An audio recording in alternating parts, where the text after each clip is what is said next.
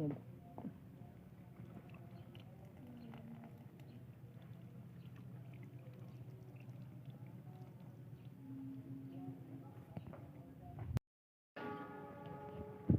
deh.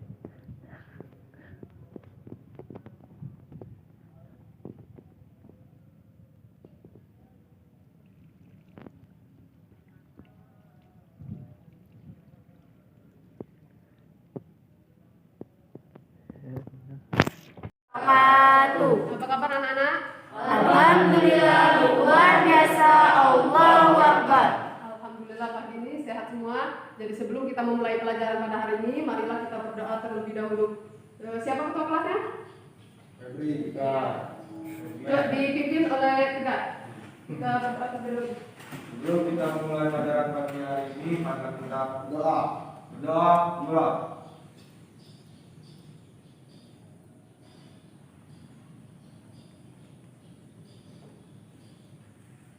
Berdoa selesai. Terima kasih kepada Tegak. Jadi hari ini kita pertama masuk di kelas 10 untuk pelajaran PPKN. Jadi katanya tuh ada istilah itu kalau tak kenal maka tak sayang. Jadi sebelum kita masuk ke materi, Ibu akan memperkenalkan diri terlebih dahulu. Jadi nama Ibu Meliana. Di sini Ibu mengajar mata pelajaran PPKN. Baik kelas 11 dan kelas 12. Jadi nanti kalian dari kelas 10 sampai kelas 12 tetap bertemu dengan Ibu. Jadi Ibu akan absen.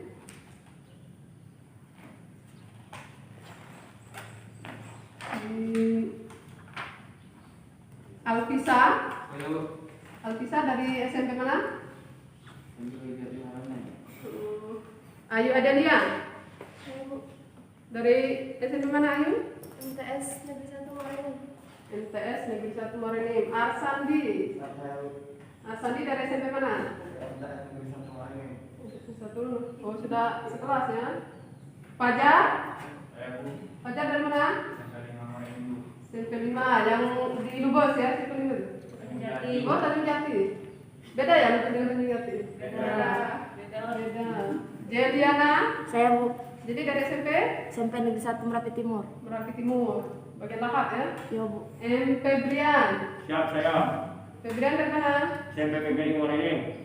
SMP PGRI Morenin. Dekat sini ya, dekat pasar. Yo. Nurien? Siap saya Bu. Ya, dari SMP mana Nurien? SMP Negeri 5 Morenin. SMP Negeri 5 Morenin. Rana? Siap saya Bu. Ya, Rana dari SMP mana? SMP Negeri 5 Morenin. SMP Negeri 5 Morenin. Banyak juga ya dari SMP 5. Tegar? Siap hadir. Tegar dari SMP mana? SMP 4. Sukma? Saya Bu. Ya, Sukma dari mana? Dari SMP Negeri 1 Merapi Timur. Oh. Jadi Ibu cek kerapiannya dulu ya. Sudah rapi di kanan kiri, lihat ada sampah atau tidak? Tidak ada? Tidak ada, Bu. Atribut lengkap pakai ya. Oke, berarti anak-anak Ibu sudah rapi dan sudah ganteng-ganteng, sudah cantik semua.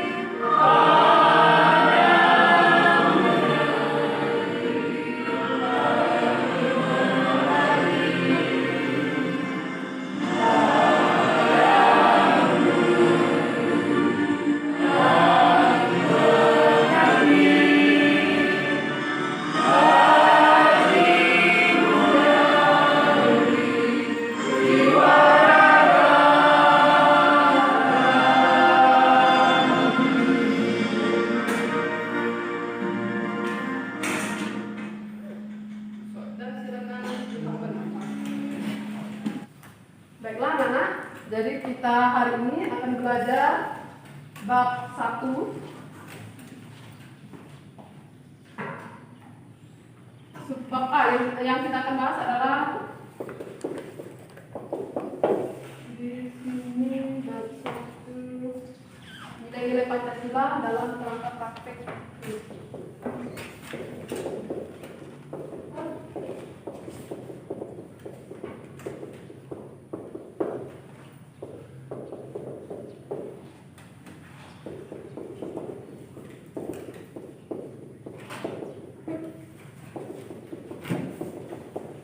Dalam kerangka praktek penyelenggaraan pemerintahan negara.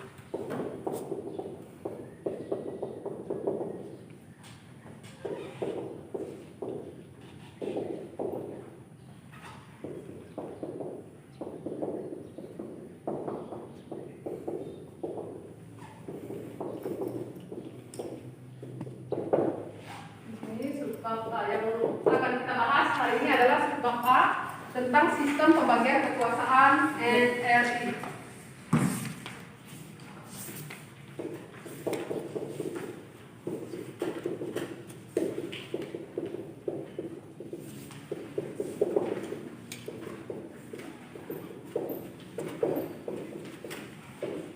Nah, jadi kita hari ini akan membahas tentang sistem kekuasaan negara Republik Indonesia. Silakan dilihat bukunya bab 1 pada subbab A halaman 2.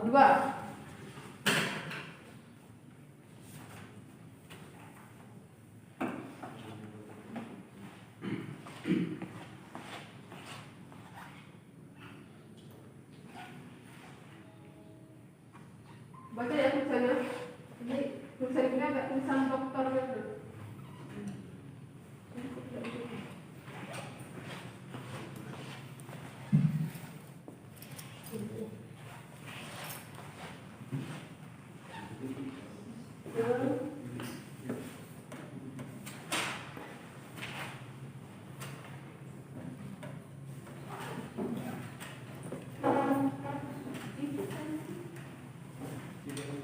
Setelah kita belajar pada hari ini di subbab A, sistem pembagian kekuasaan, jadi tujuan pembelajaran yang ingin kita capai atau yang ingin kita dapatkan itu yang pertama adalah kita memahami macam-macam kekuasaan negara. Kemudian yang kedua, siswa itu diharapkan nanti mampu menganalisis pembagian kekuasaan secara horizontal. Yang ketiga, siswa mampu menganalisis pembagian kekuasaan secara vertikal. Kemudian kita lanjut. Dan sebelum kita masuk ke sesi berikutnya, kita harus memahami dulu arti kekuasaan. Coba siapa yang bisa menyebutkan kekuasaan itu apa? Kita perlu memahami dulu sebelum kita masuk ke macam-macam kekuasaan. Ya, silakan. Jadi, Kekuasaan dapat diartikan sebagai kemampuan seseorang untuk memengaruhi orang lain supaya melakukan tindakan-tindakan yang dikehendaki atau diperintahkan. ya bagus sekali pendapat dari Jadi. Mungkin ada yang lain? Pendapat yang lain?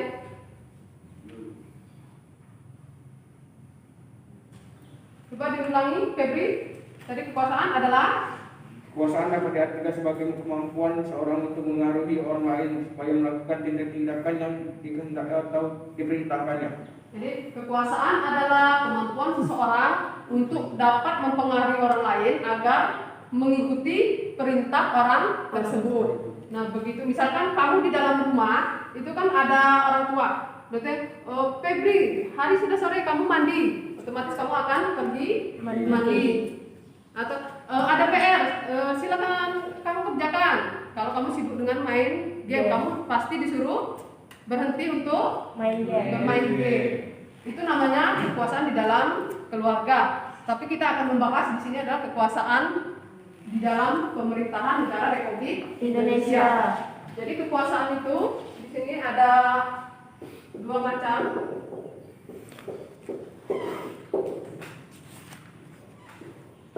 Yang pertama adalah menurut John Locke.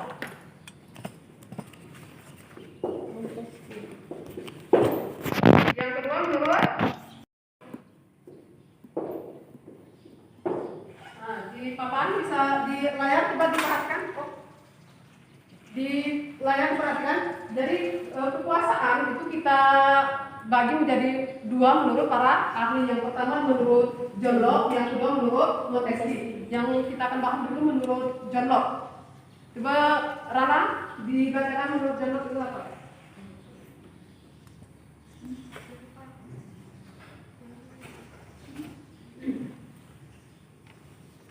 Menurut John Locke, kekuasaan legislatif membuat undang-undang, kekuasaan eksekutif melaksanakan undang-undang, kekuasaan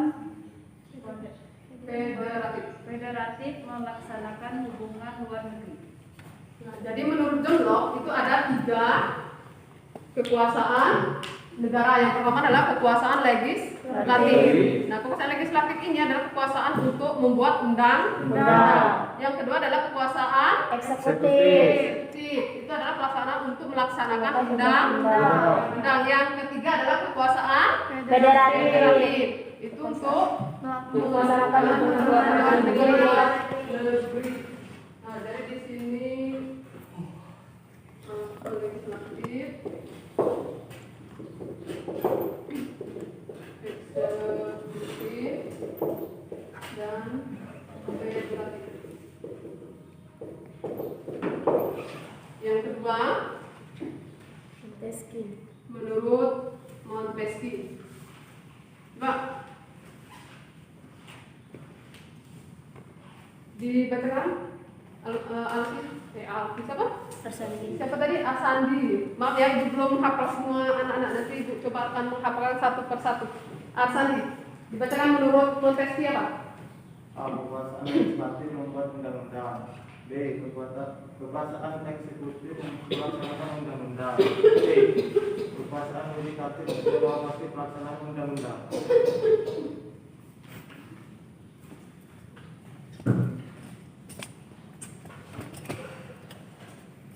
Nah, jadi menurut Montesquieu juga ada 3 macam kekuasaan. Yang pertama legislatif, yaitu melaksanakan atau membuat undang-undang. Yang kedua eksekutif, melaksanakan undang-undang. Yang ketiga yudikatif, melaksanakan undang-undang. Kemudian yang menurut Montesquieu ini dikenal dengan istilah trias politika. Kita di Indonesia menganut sistem yang digunakan oleh Montesquieu. Jadi di sini ada legislatif, eksekutif, dan yudikatif.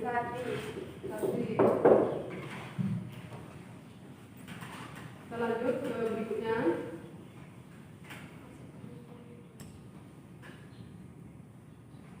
Pembagian kekuasaan negara. Coba lihat di buku kalian di situ. Nah, setelah di amandemen kekuasaan negara kita, kalau tadi kita hanya punya 3, legislatif, eksekutif, dan yudikatif. Nah, setelah di amandemen kekuasaan negara itu dikembangkan lagi menjadi 6 kekuasaan. Yang pertama, siapa yang membacakan? Ayu silakan. Pembagian kekuasaan secara horizontal dibagi menjadi 6 setelah di amandemen. Yang pertama adalah kekuasaan konstitutif, yang kedua kekuasaan eksekutif, yang ketiga kekuasaan legislatif, yang keempat kekuasaan yudikatif, yang kelima kekuasaan eksaminatif atau inspektif, yang keenam adalah kekuasaan moneter. Nah, jadi itu tadi 6 kekuasaan secara horizontal. Berarti mereka itu saling berhubungan tetapi punya tugas dan wewenang masing-masing. Itu setelah di amandemen, jadi ada kekuasaan konstitutif. Kekuasaan konstitutif ini adalah yang menjalankan Majelis Permusyawaratan Rakyat atau kita kenal dengan MPR. Kemudian yang kedua itu adalah kekuasaan eksekutif.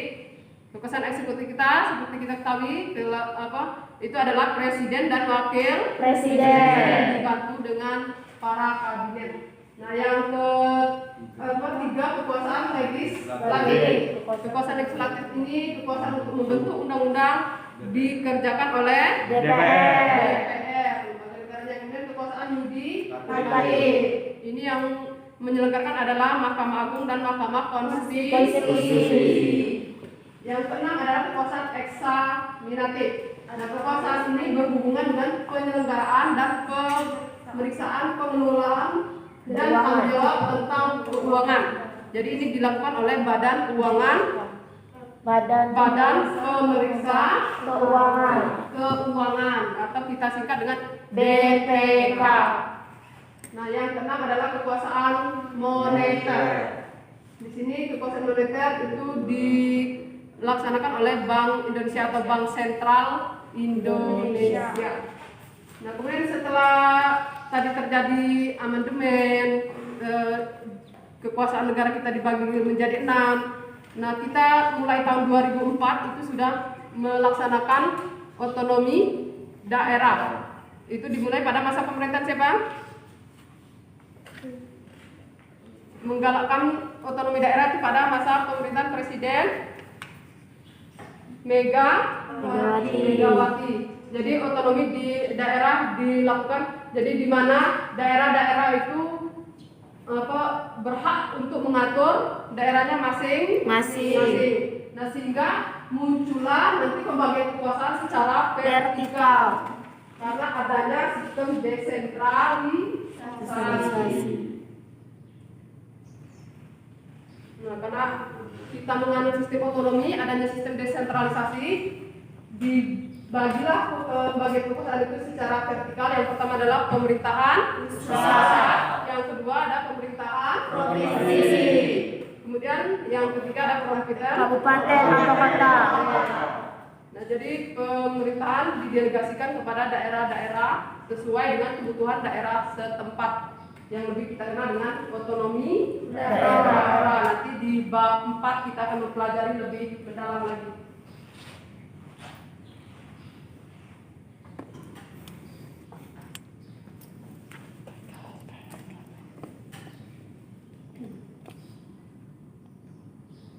Baiklah, kita akan seperti biasanya kita hari ini akan melakukan diskusi. Jadi setelah ini kita bagi kelompok. Jadi kita bagi 3 kelompok ya. Nanti kelompok 1 ini, kelompok 2 di belakang, kelompok 3. Tadi kelompok 1, 2, 3 berarti kelompok 1, kelompok 2, kelompok 3. Kelompok 1, kelompok 2. Ada lagi kelompok 1, kelompok 2. Dibagi lagi, silakan itu dulu dibuat kelompoknya seperti itu.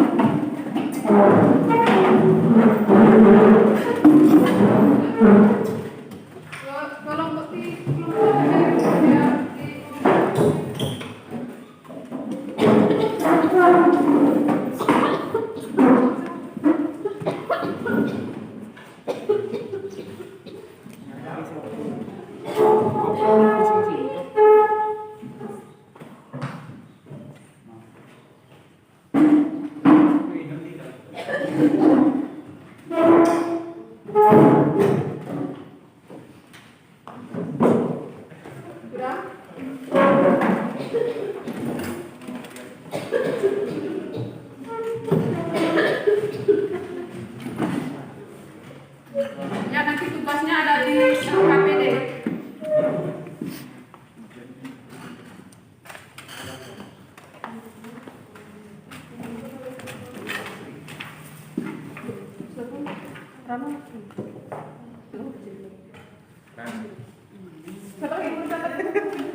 Sudah semua.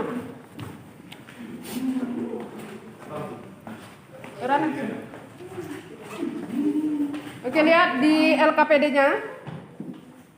Di situ ada untuk kelompok 1 melaksanakan untuk kekuasaan negara konstitutif. Untuk kelompok 2 itu kekuasaan negara legislatif, dan kelompok 3 kekuasaan negara yudikatif. Nah, yang kamu cari, lihat LKPD-nya yang kamu cari. Yang pertama adalah kamu lihat video di sini, perhatikan.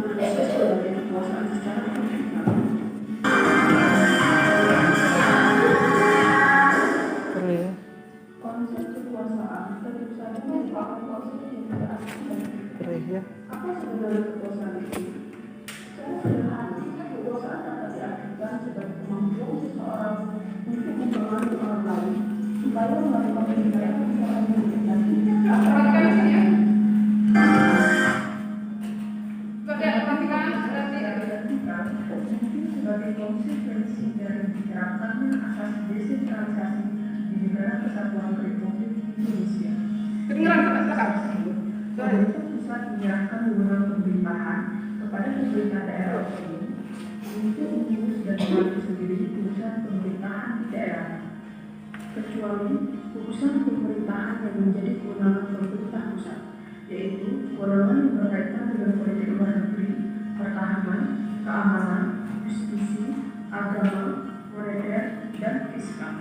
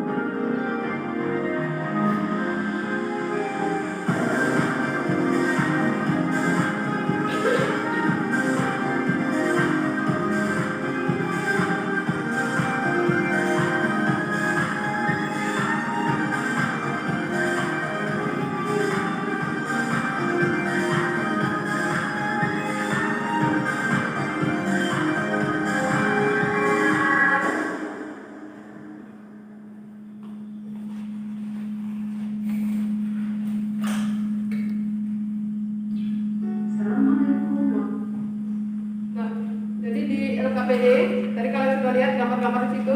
Di LKPD juga ada itu di link YouTube-nya. Kamu bisa buka lagi di situ. Kemudian yang kalian kerjakan adalah mengidentifikasi wewenang lembaga negara, kemudian menganalisis hubungan kerja dengan negara dengan lembaga negara lain. Nah, nomor 1, 2, dan 3. Silakan dikerjakan bersama-sama.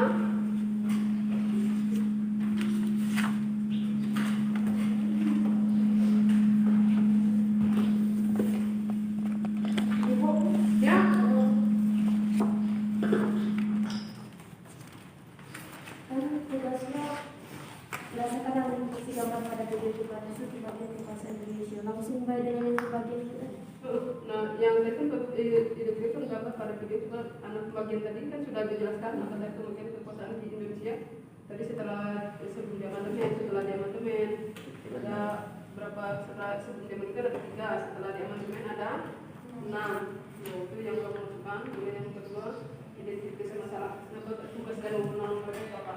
Kalau tadi kalau kelompok 1 kan apa tadi bagiannya kan bagian apa konstitutif kan. Kelompok 3 nih. Kelompok 3 berarti yudikatif. Oke. Yang lain ada permasalahan?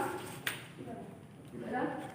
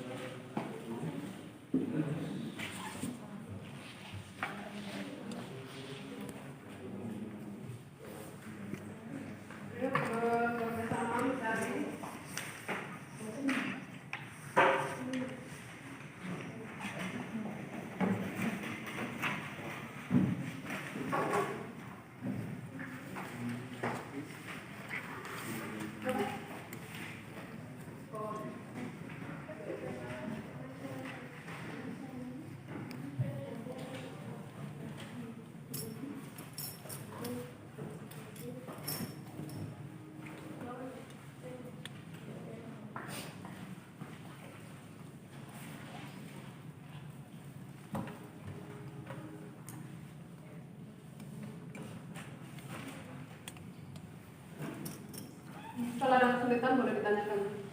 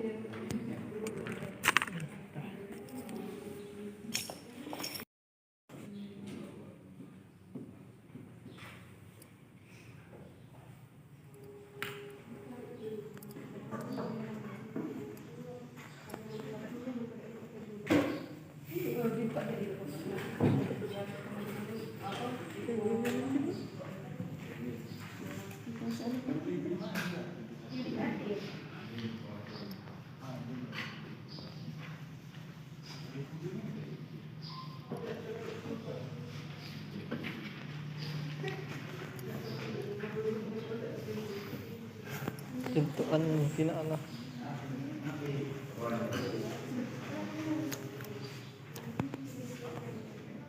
Ada masalah?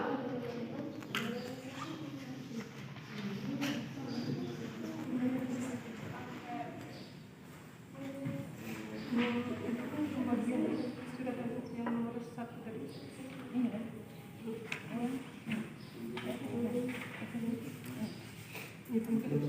Soalnya ada 1, 2, dan 3 kan?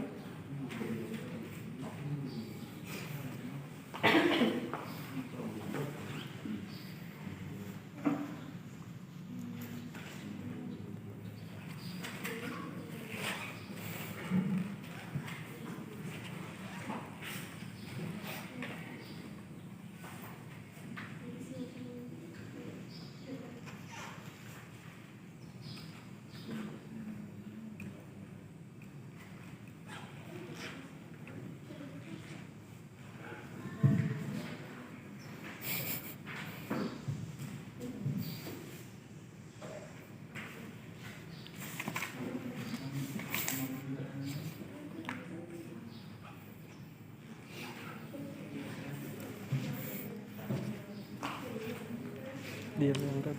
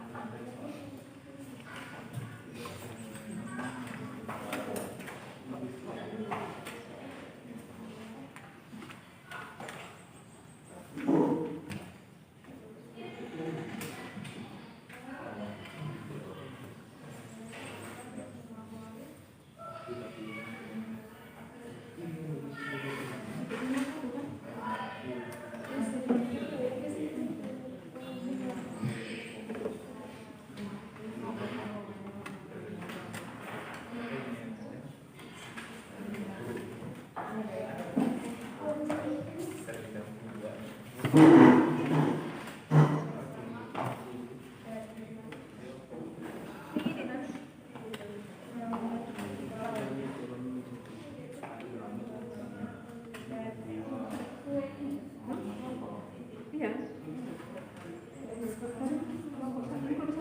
Berarti konstitutif.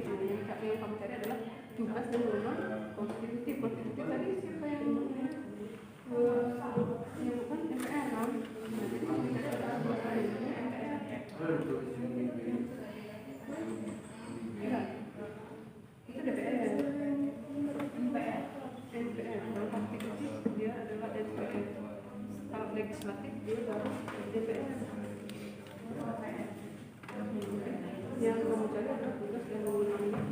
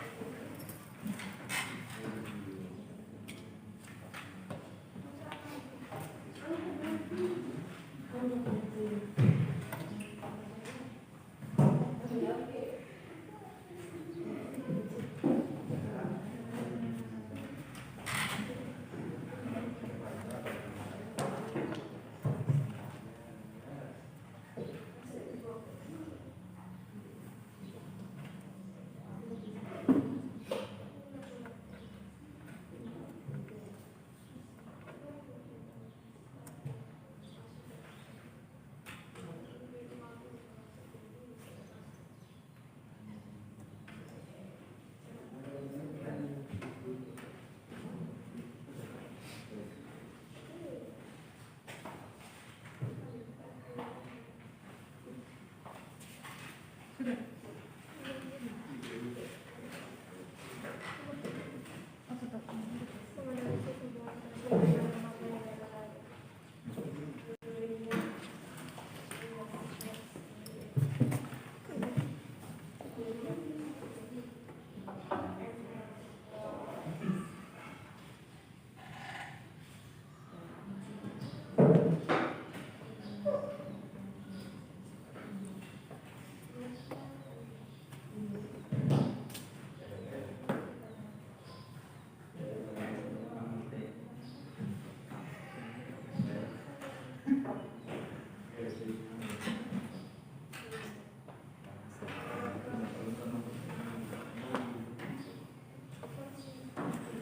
negara lain.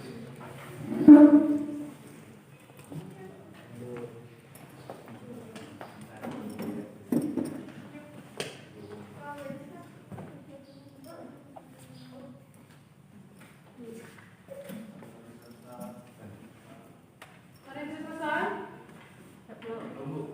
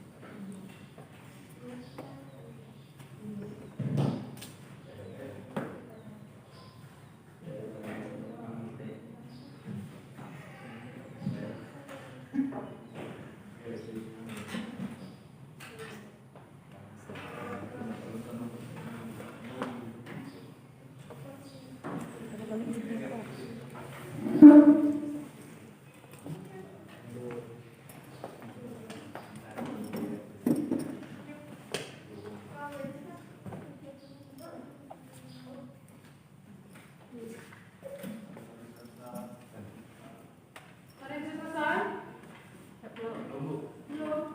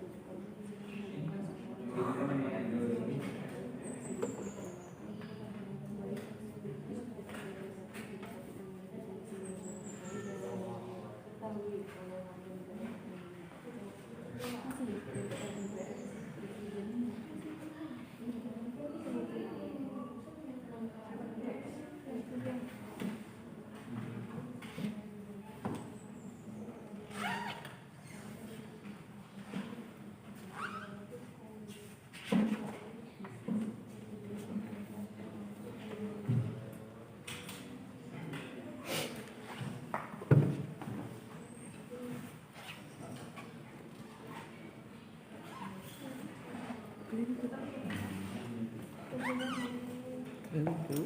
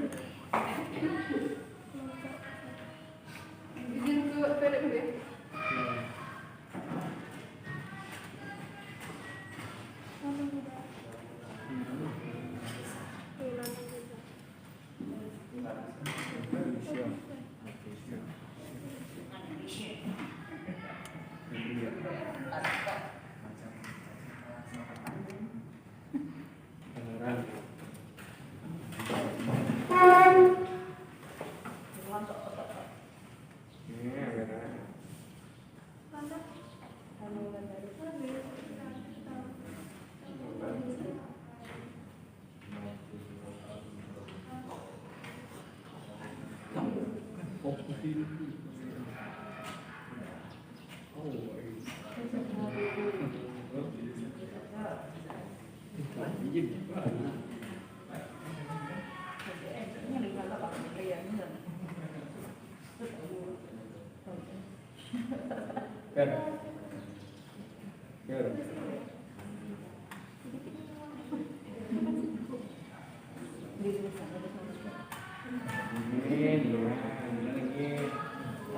Kita baru takut menghilangkan kawan.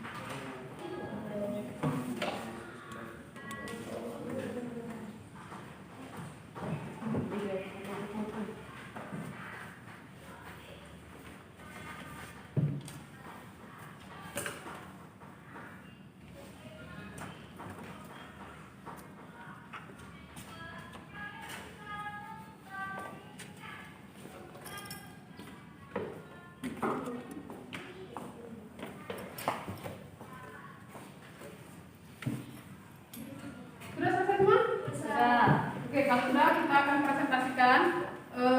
Kelompok satu coba geser dikit sini. Nanti tarik coba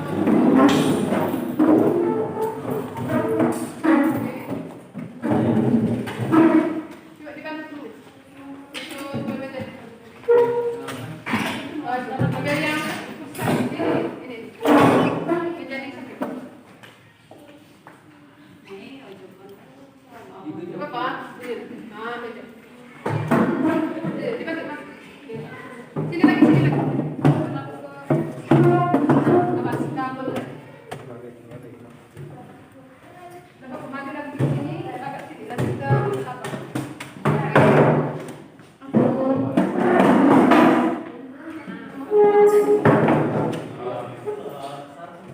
Kapan pikir lagi?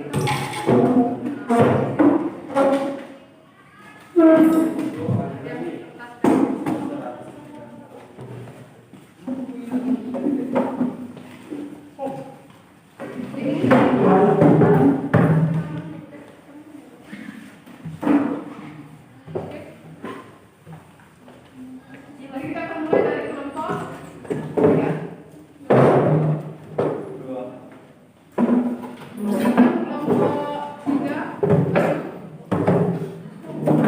Kelompok yang lainnya nanti diperhatikan, siapkan satu pertanyaan. Kelompok 3.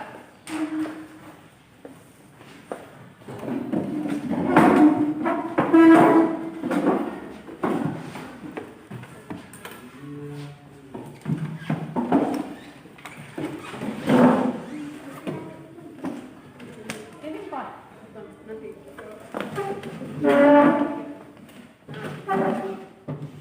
Ini off. Oke. Ya, kelompok lain. Assalamualaikum warahmatullahi wabarakatuh. Waalaikumsalam warahmatullahi wabarakatuh. Kami dari kelompok 3 akan mempresentasikan hasil kerja kami yang akan dibacakan Saudara Jelly dan Saudara Akari.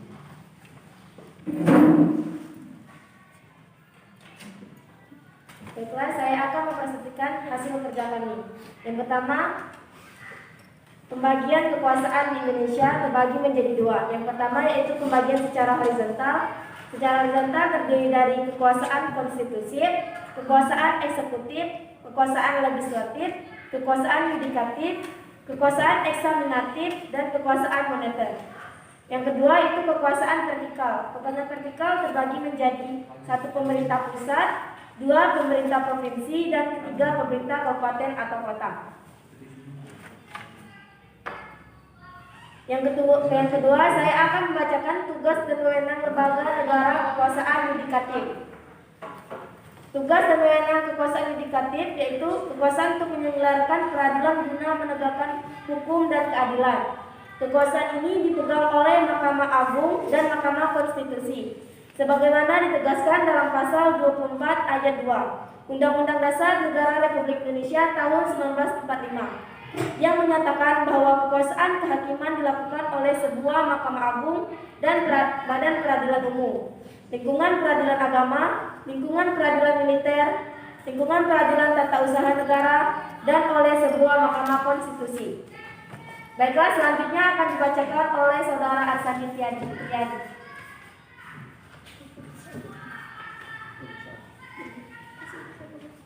Yang ketiga, hubungan kekuasaan yudikatif dan kekuasaan legislatif. 1. DPR bertugas membuat peraturan, maka yang mengawal agar tetap terlaksana aturan tersebut adalah MA bersama peradilan di bawahnya dan MK. Dengan peradilan yang ada di MA dan di MK adalah bentuk konkretisasi dari tegaknya aturan yang telah dibuat legislatif oleh lembaga yudikatif.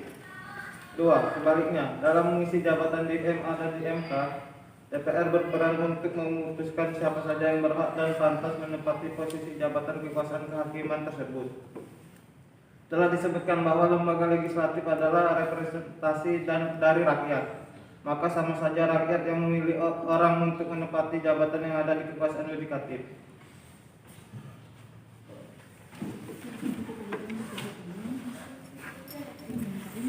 Baiklah, saya akan membuka sesi tanya jawab.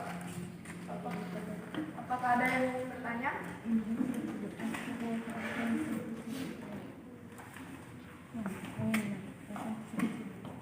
Silakan kelompok yang ingin bertanya.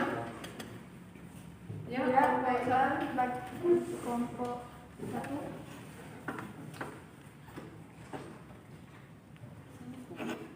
Assalamualaikum warahmatullahi wabarakatuh. Waalaikumsalam warahmatullahi wabarakatuh.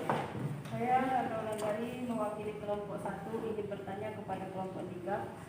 Pertanyaannya, apa maksud pembagian kekuasaan secara horizontal?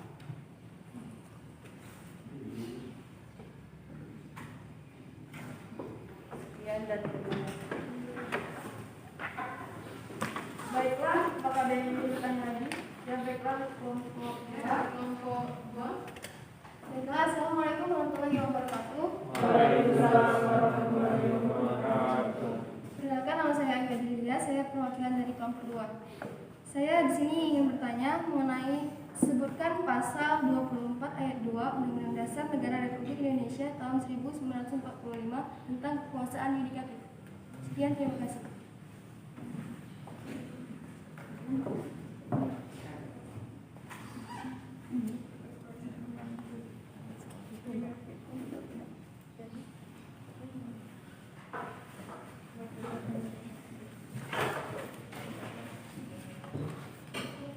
Baiklah, kami akan menjawab pertanyaan dari kelompok 1. Apa maksud pembagian kekuasaan secara horizontal? Pembagian kekuasaan secara horizontal yaitu pembagian kekuasaan menurut fungsi lembaga-lembaga tertentu, legislatif, eksekutif, dan yudikatif. Apakah jawabannya benar? Siap. Terima kasih untuk kelompok 3 yang telah menjawab. Saya senang dengan jawabannya.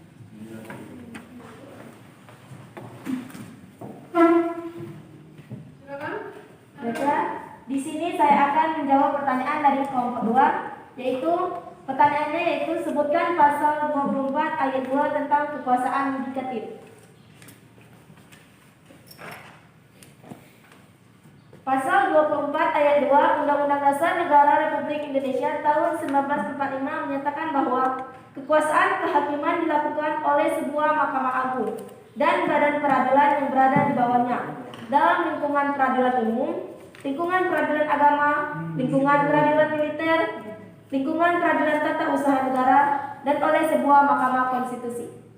Baiklah, apakah kelompok 2 puas dengan jawaban saya? Terima kasih atas jawabannya. Saya jadi lebih mengerti atas pengertiannya dan isi dari pasal 24 ayat 2. Terima kasih.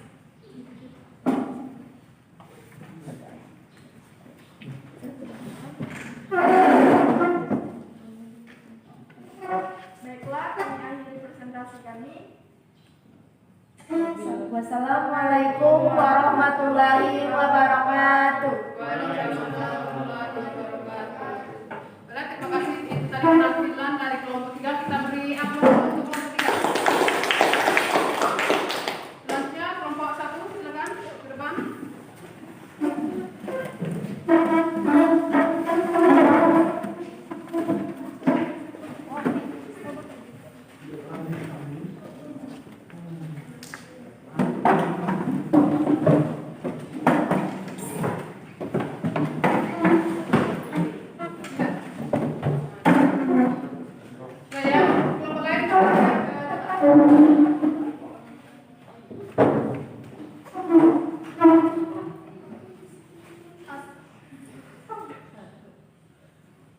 Assalamualaikum warahmatullahi wabarakatuh. Waalaikumsalam warahmatullahi wabarakatuh. Kami dari kelompok 1 ingin membacakan hasil presentasi kami yang akan dibacakan oleh saudari Sukma dan rekan-rekan.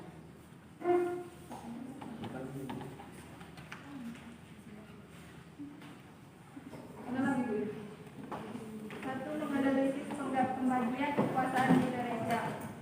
Apa saja kekuasaan negara itu? Kekuasaan negara banyak sekali macamnya.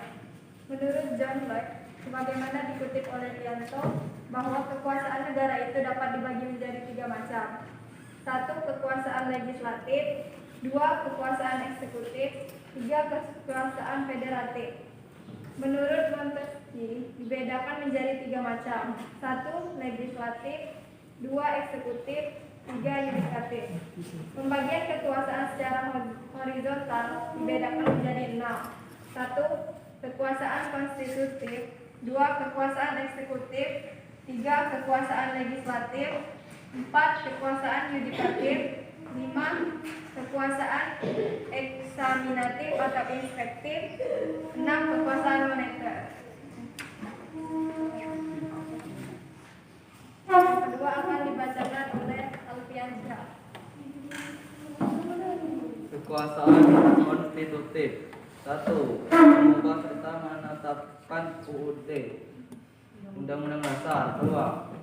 Melantik presiden serta wakil presiden berdasarkan hasil pemilu dalam sidang paripurna MPR. 3. Memutuskan usul DPR berdasarkan putusan Mahkamah Konstitusi untuk memberhentikan presiden dalam masa jabatannya.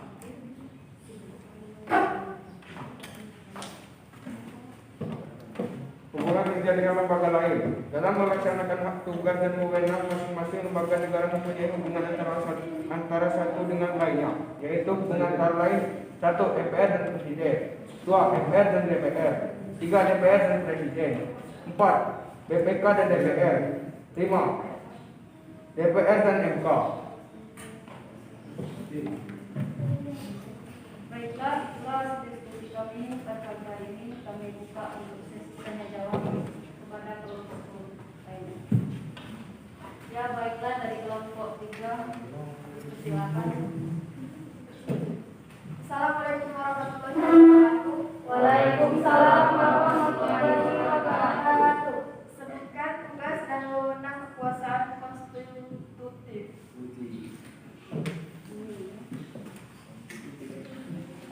Baiklah, apakah dari kelompok 2 ingin bertanya?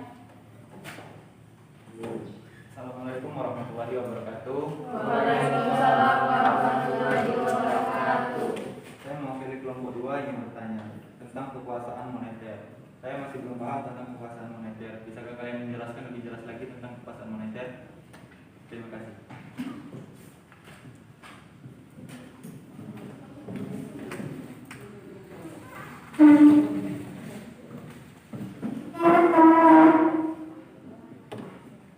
Baiklah, saya akan menjawab pertanyaan dari kelompok 3. Tugas dan wewenang kekuasaan konstitutif. 1. Mengubah serta menetapkan undang-undang dasar. 2. Melantik presiden serta wakil presiden berdasarkan hasil pemilu dalam sidang paripurna MPR. 3. Memutuskan usul DPR berdasarkan putusan Mahkamah Konstitusi untuk memberhentikan presiden dalam masa jabatannya. Bagaimana dari kelompok 3? Oke, kami beralih ke kelompok 2.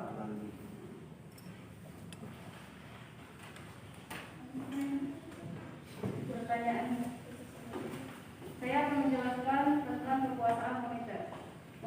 Kekuasaan moneter yaitu kekuasaan untuk menetapkan dan melaksanakan kebijakan moneter, mengatur dan menjaga kelancaran sistem pembayaran, serta memelihara kestabilan nilai rupiah. Kekuasaan ini dijalankan oleh Bank Indonesia selaku Bank Sentral di Indonesia, sebagaimana tegasnya dalam pasal 23 Undang-Undang Negara Republik Indonesia tahun 1945 yang menyatakan bahwa negara memiliki suatu bank sentral yang susunan, kedudukan, kewenangan, tanggung jawab, dan independensinya diatur dalam undang-undang. Bagaimana kelompok 3? Bagaimana? Jawaban dari kami apakah memuaskan hati? Ya, terima kasih untuk kelompok 1 atas jawabannya. Saya sudah paham tentang kekuasaan moneter. Baiklah, jika tidak ada yang ingin bertanya lagi, kami akan menutup diskusi kami pada pagi hari ini. Kami akhiri. Wassalamualaikum warahmatullahi wabarakatuh. Terima kasih kepada kelompok 1. Kita beri aplaus dulu untuk kelompok 1. Kita lanjutkan pada kelompok 2 ya. Oke, silakan. Nanti kelompok 2.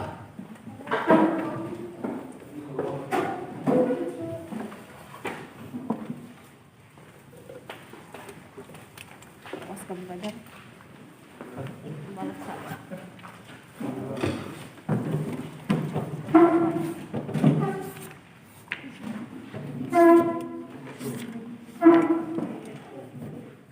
Assalamualaikum warahmatullahi wabarakatuh. Waalaikumsalam warahmatullahi wabarakatuh.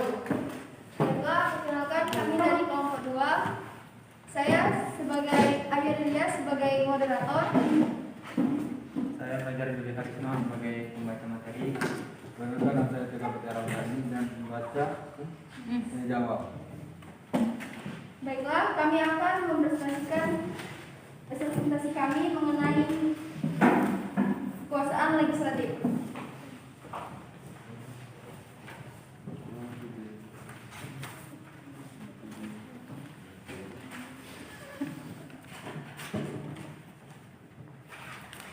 Kekuasaan legislatif adalah lembaga negara yang mewakili seluruh rakyat dalam menyusun undang-undang dasar, mengawasi implementasi undang-undang yang ada di badan eksekutif.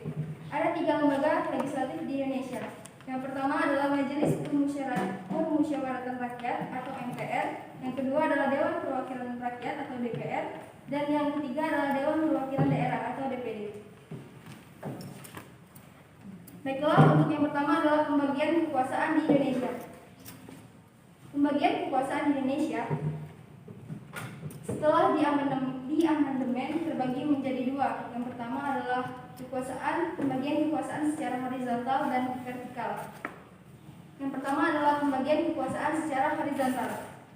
Secara horizontal, pembagian kekuasaan terbagi menjadi 6. Yang pertama, kekuasaan konstitutif. Yang kedua, kekuasaan eksekutif. Yang ketiga, kekuasaan legislatif. Yang keempat, kekuasaan yudikatif. Yang kelima adalah kekuasaan eksaminatif dan yang keenam adalah kekuasaan moneter. Di mana fungsi dan tugas kekuasaan yang telah terbagi yaitu yang pertama, kekuasaan konstitutif. Fungsinya adalah mengubah dan menetapkan undang-undang dasar. Yang kedua, kekuasaan eksekutif. Fungsinya adalah menjalankan undang-undang dasar dengan penyelenggaraan pemerintahan negara. Yang ketiga, kekuasaan legislatif berfungsi untuk membentuk undang-undang. Yang keempat, kekuasaan yudikatif berfungsi untuk menyelenggarakan peradilan guna menegakkan hukum dan keadilan. Yang kelima adalah kekuasaan eksaminatif berfungsi untuk berhubungan dengan penyelenggaraan pemeriksaan keuangan negara. Yang keenam adalah kekuasaan moneter, yaitu untuk menetapkan dan melaksanakan kebijakan moneter, mengatur dan menjaga kelancaran sistem pembayaran serta memelihara kestabilan nilai rupiah. Yang kedua adalah pembagian kekuasaan secara vertikal, terbagi menjadi tiga, yaitu 1. Pemerintahan pusat, 2. Pemerintahan provinsi, 3. Pemerintahan kabupaten atau kota. Baiklah, yang kedua adalah tugas dan wewenang dari lembaga negara legislatif yang akan dijelaskan oleh Saudara Fajar Budi Hasmi. Pada Fajar dijelaskan. 2. Mengidentifikasi tugas dan wewenang lembaga negara. Lembaga legislatif adalah lembaga negara yang mewakili seluruh rakyat dalam menyusun undang-undang, mengawasi implementasi undang-undang yang ada di badan eksekutif. Ada 3 lembaga legislatif di Indonesia, yaitu Majelis Permusyawaratan Rakyat (MPR), Dewan Perwakilan Rakyat (DPR), dan Dewan Perwakilan Daerah (DPD). Lembaga legislatif punya tugas untuk merumuskan undang-undang. Yang pertama, tugas dari MPR antara lain mengubah dan menetapkan undang-undang, juga melantik serta memberhentikan presiden dan wakil presiden. 2. DPD punya tugas mengajukan rencana undang-undang RUU kepada DPR, ikut serta membahas RUU dan melaksanakan pengawasan pelaksanaan RUU. Yang ketiga, DPR punya tugas mengadakan dan mengesahkan undang-undang negara, mengesahkan anggaran belanja dan pendapatan negara, serta mengawasi jalannya pemerintahan. Untuk yang ketiga, mengidentifikasi hubungan kerja dengan lembaga negara lain yang akan dibacakan oleh Saudara Tegar. 3. Hubungan antara DPR dan Presiden diatur di dalam Kode 1445 Pasal 5 Ayat 1 yang berbunyi, Presiden berhak mengajukan rancangan undang-undang kepada Dewan Perwakilan Rakyat. Hubungan antar DPR dan BPK diatur di dalam Kode 1445 Pasal 23 Ayat 2 yang berbunyi, hasil pemeriksaan keuangan negara diserahkan kepada Dewan Perwakilan Rakyat, Dewan Perwakilan Daerah, dan Dewan Perwakilan Rakyat Daerah sesuai dengan kewenangannya. Baiklah, itulah presentasi dari kelompok kami. Apabila ada yang ingin ditanyakan, silakan tanyakan. Kami akan membuka sesi tanya jawab. Baiklah, kepada kelompok 3, kami silakan untuk bertanya. Assalamualaikum warahmatullahi wabarakatuh. Waalaikumsalam warahmatullahi wabarakatuh. Saya ingin bertanya kepada kelompok 2. Kekuasaan legislatif dipegang oleh DPR. Di sini saya ingin bertanya tentang tugas dan wewenang dari DPR. Baiklah, kami akan menjawabnya nanti. Baiklah, untuk kelompok lain, apakah ada yang ingin ditanyakan? Baiklah, dari kelompok 1, silakan. Assalamualaikum warahmatullahi wabarakatuh. Waalaikumsalam warahmatullahi wabarakatuh. Saya mewakili kelompok 1 ini bertanya, apakah yang dimaksud pergeseran dalam pembagian kekuasaan secara horizontal? Baiklah. Mohon bisa diulang kelompok 1 pertanyaannya. Apakah yang dimaksud pergeseran di dalam pembagian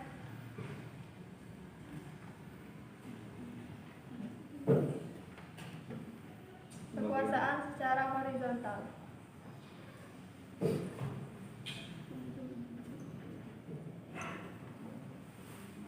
Baiklah, kami akan menjawab pertanyaan dari kelompok 3 yang akan dijawab oleh Saudara Fajar. Saya akan menjawab pertanyaan dari kelompok 3, yaitu tugas dan wewenang dari DPR. Yang pertama, menyusun program legislasi nasional atau Prolegnas. Yang kedua, menyusun dan membahas rencana undang-undang RUU Yang ketiga, menerima RUU yang diajukan oleh DPD terkait otonomi daerah, hubungan pusat dan daerah, pembentukan, pemekaran, dan penggabungan daerah, pengolahan SDA dan SDE lainnya, serta perimbangan keuangan pusat dan daerah. Yang keempat, membahas RUU yang diusulkan oleh Presiden ataupun DPD. Yang kelima, menetapkan undang-undang bersama dengan Presiden. Yang keenam, menyetujui atau tidak menyetujui peraturan pemerintah pengganti undang-undang yang diajukan Presiden untuk ditetapkan menjadi undang-undang. Sekian dari jawaban saya. Apakah kelompok 3 sudah puas dengan jawaban saya? Oke.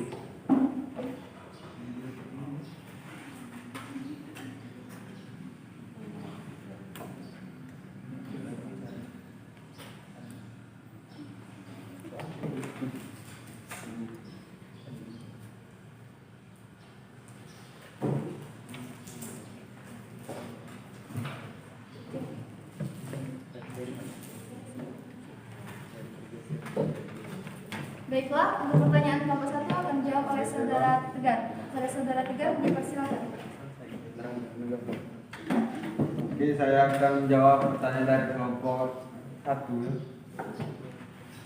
Pergeseran yang dimaksud adalah pergeseran klasifikasi kekuasaan negara yang umumnya terdiri atas 3 jenis kekuasaan, legislatif, eksekutif, dan yudikatif, menjadi 6 kekuasaan negara. Oke, apakah Anda puas menjawab ini? Baiklah, untuk kelompok lain apakah masih ada yang ingin ditanyakan? Ya, tidak ada. Baiklah, jika tidak ada, maka kami akan menutup presentasi kami hari ini. Apabila ada kesalahan dan kekurangan, kami mohon maaf. Pada Allah kami mohon ampun. Wabillahi taufiq wal hidayah. Wassalamualaikum warahmatullahi wabarakatuh. Waalaikumsalam warahmatullahi wabarakatuh. Sekali penampilan dari kelompok 2 kita lihat. Oke.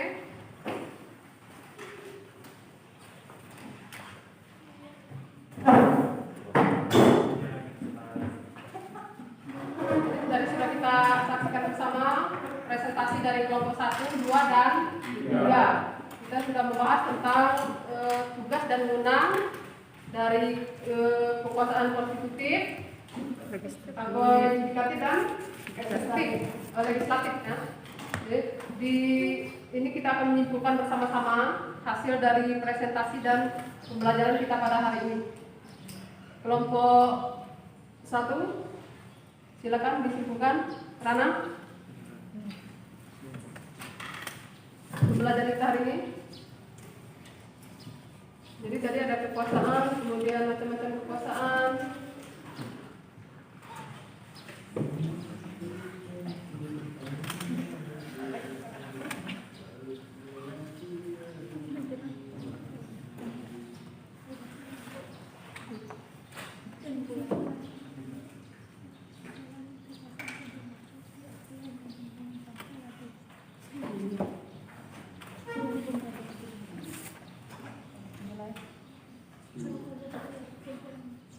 Ya, silakan.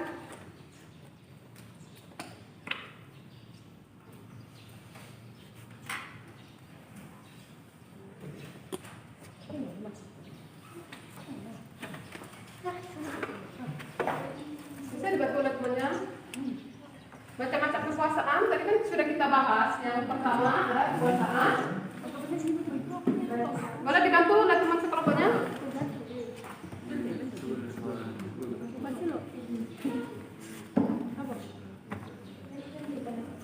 Oke, ada yang lain yang banyak silakan. Jadi, oke. Kesimpulan pada pagi hari ini kita dapat mengetahui tentang macam-macam kekuasaan negara, sistem pembagian kekuasaan negara, macam-macam kekuasaan negara, dan konsep pembagian kekuasaan di Indonesia. Macam-macam kekuasaan negara menurut John Locke yaitu pertama itu kekuasaan legislatif, kedua kekuasaan eksekutif, yang ketiga kekuasaan federatif, dan ada juga tokoh lain yang berpendapat tentang kekuasaan negara yaitu Montesquieu, yaitu pertama kekuasaan legislatif, kedua kekuasaan eksekutif, dan terakhir kekuasaan yudikatif. Dan setelah diamandemen, kekuasaan terdiri dari kekuasaan secara horizontal dan kekuasaan secara vertikal. Kekuasaan horizontal terdiri dari kekuasaan konstitutif, kekuasaan eksekutif, kekuasaan legislatif, kekuasaan yudikatif, kekuasaan eksaminatif, dan kekuasaan moneter. Dan pembagian kekuasaan secara vertikal terdiri dari pemerintah pusat, pemerintah provinsi, dan pemerintah kabupaten atau kota. Oke, terima kasih kepada Jadi. Jadi tadi sudah dibacakan dari awal sampai akhir ya, semua sudah dibacakan. Jadi kesimpulan materi kita pada hari ini adalah tentang kekuasaan negara, bahwa ada dua macam pendapat menurut ahli. Yang pertama menurut John Locke, yang kedua menurut Montesquieu. Nah, menurut John Locke tadi sudah dibacakan oleh Jelly, ada legislatif, kemudian ada eksekutif dan federatif. Lalu menurut Montesquieu tadi ada 3 juga, yang terakhirnya berbeda dari John Locke, yaitu yudikatif. Nah, kita Indonesia memakai menurut Montesquieu dengan dikenal dengan istilah res politica. Kemudian tadi setelah di amandemen, tadi sudah dibacakan juga, coba diulang oleh Fajar. Tadi setelah di amandemen, kekuasaan negara kita itu sudah berkembang dari 3 menjadi 6. Coba dibacakan ulang, Fajar. Pembagian kekuasaan di Indonesia setelah diamandemen terbagi menjadi 6, yaitu kekuasaan konstitutif, eksekutif, legislatif, yudikatif, kekuasaan eksaminatif, kekuasaan moneter.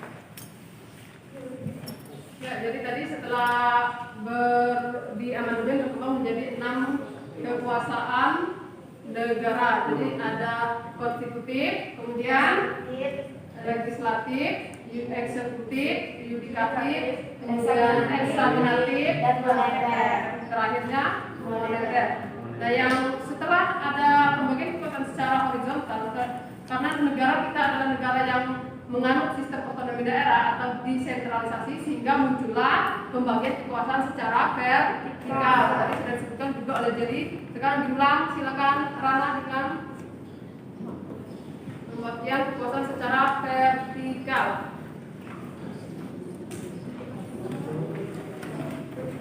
Pembagian kekuasaan secara vertikal merupakan pembagian kekuasaan berdasarkan tingkatnya, yaitu pembagian kekuasaan antara beberapa tingkat pemerintah. Pasal 18 ayat 1 Undang-Undang Negara Republik Indonesia tahun 1945 menyatakan bahwa Negara Kesatuan Republik Indonesia dibagi atas daerah, provinsi, dan daerah provinsi itu dibagi atas kabupaten dan kota,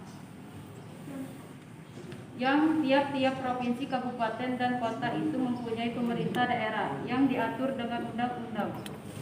Oke, tadi pembagian kekuasaan secara vertikal. Jadi dari pemerintah pusat turun ke pemerintah provinsi, dan terakhir turun ke pemerintah kabupaten atau kota. Jadi dari setelah kita menyimpulkan, ada permasalahan? Ada. Nah, setelah kita belajar ini, Ibu harapkan kalian sudah mampu memahami dan mengerti apa makna dari pembagian kekuasaan. Kemudian tadi sudah kita bahas juga tugas dan wewenang masing-masing dari pembagian lembaga-lembaga negara yang sudah kita presentasikan tadi. Ada lembaga konstitusi, kemudian legislatif, dan yudikatif. Nah, untuk pembelajaran minggu depan kita akan membahas tentang tugas-tugas kabinet atau para tugas-tugas menteri dan pembagiannya.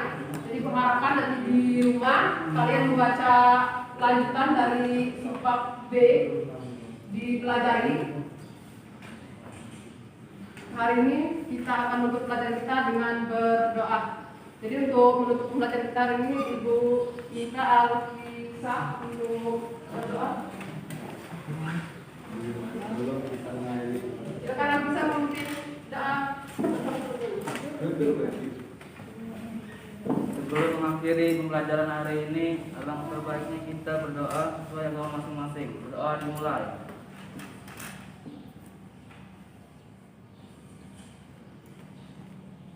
Berdoa selesai. Baiklah, Ibu akhiri pelajaran kita pada hari ini. Assalamualaikum warahmatullahi wabarakatuh. Waalaikumsalam warahmatullahi wabarakatuh. Sebelum keluar, meja dan kursi disusun seperti semula ya. Dirapikan dulu.